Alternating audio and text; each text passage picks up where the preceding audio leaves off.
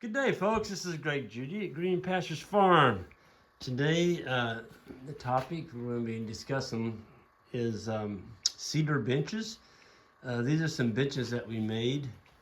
This would have been slabs that came off of our wood miser sawmill. Of course, the logs were cut off of Green Pastures Farm. These would have been cedar logs that, back in the day before we started figuring out better ways to utilize these logs.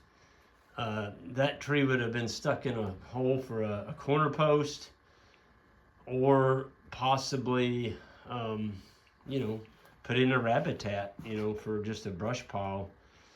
I'm not a big lover of cedar for corner posts. The reason for that is I've had several of them brought off. Now, again, those corner posts were there, 15 years. I guess that's not bad, but boy, putting a corner post in is a lot of work. So I use hedge or black locust, and then you don't have mulberry. Those three. Hedge is number one. Mulberry would be number two, and then black locust, if it's a big one, they'll last 30, 40 years. But these don't. So anyway, back to the benches. So we took a live edge. That's what those are. This is called live edge.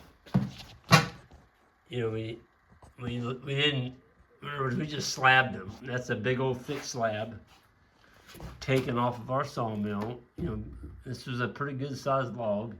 And you leave the knots and the limbs sticking out on it. We peeled everything with a draw knife. And we sanded them down, and we used, most of these have 4-inch neck screws in them. And we also put the 45 angles. They've actually got double angles underneath them.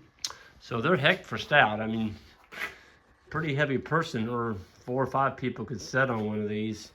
And you don't have to worry about breaking them down. I mean, they're super heavy duty built.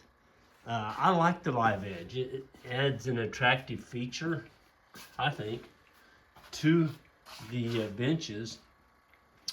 And then we sanded them, and we wood puttied the screw holes. You can see where the screws went in, and we put wood putty in there. And then all these have had 2 coats of stain.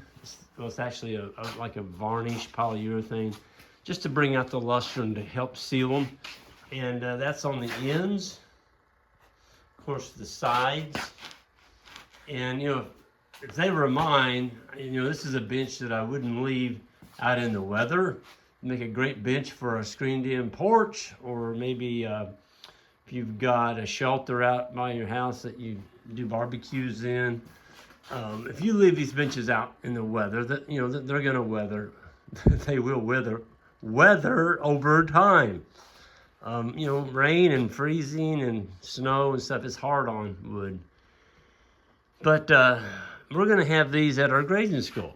So we just made 6 of them. If I get more time, we may make some more. But, on really cold days here, this is a good project for myself to work on. And the boys, they help me.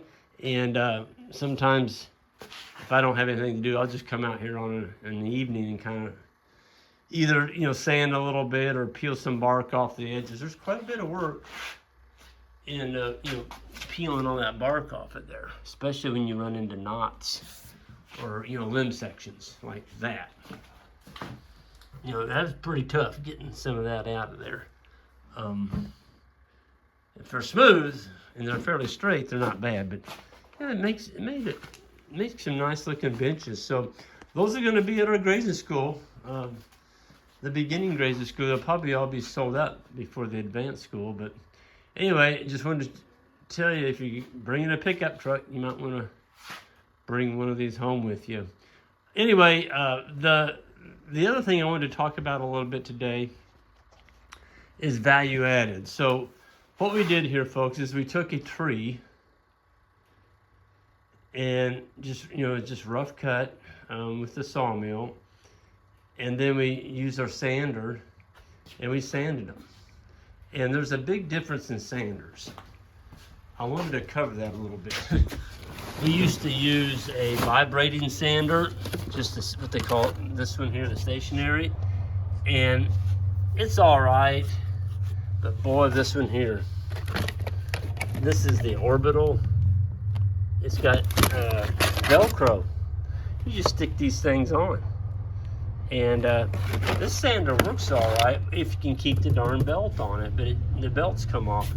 This orbital thing, I mean, it's unbelievable. It really does a number.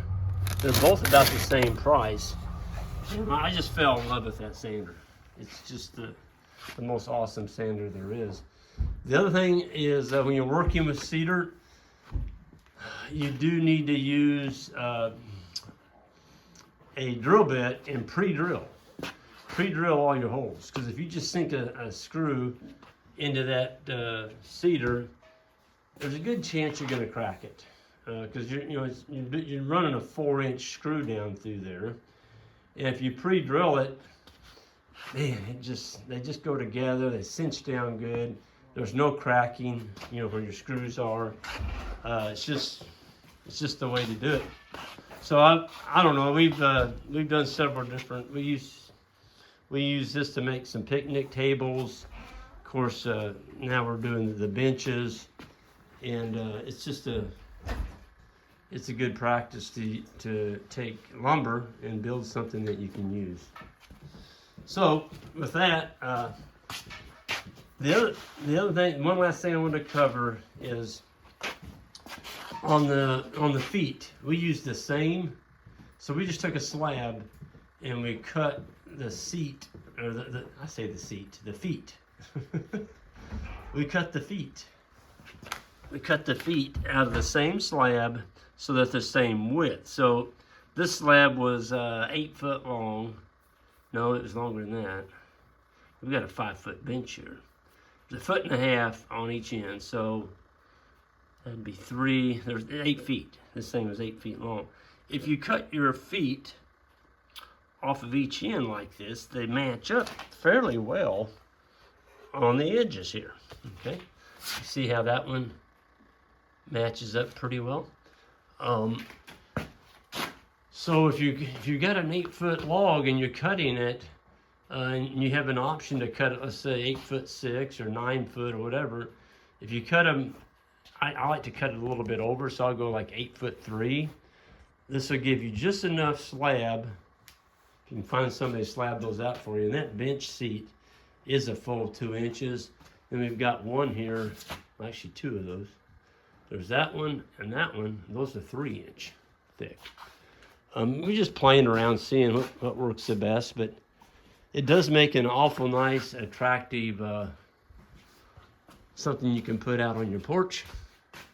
And, they're not that heavy. You can carry them out to your bonfire, or if you're going on a camping trip, you need some benches to cook hot dogs on or something. Here you go. Yep. But with that, I think I'm going to go ahead and sign off. The boys just got back, and we've got some things that we're going to work on this morning. But everyone, I wanted to give a plug for our grazing schools. The beginner school is now sold out. We do have the advanced grazing school, and it's moving up in attendees as well. So if you're going to wait till April or something to sign up, you're probably not going to get in. It's going to be sold out by then. The other school, of course, is the Texarkana. I'm going to be doing that this month, February. Yeah, it's the 17th and the 18th, or it could be the 18th and 19th. Go to our website, greenpasturesfarm.net. Check out those dates, and there's a link there you can sign up. And I'll be seeing some of y'all in Texarkana. And one other plug, there's going to be another conference that I'll be speaking at, and that's in West Virginia at Morgantown.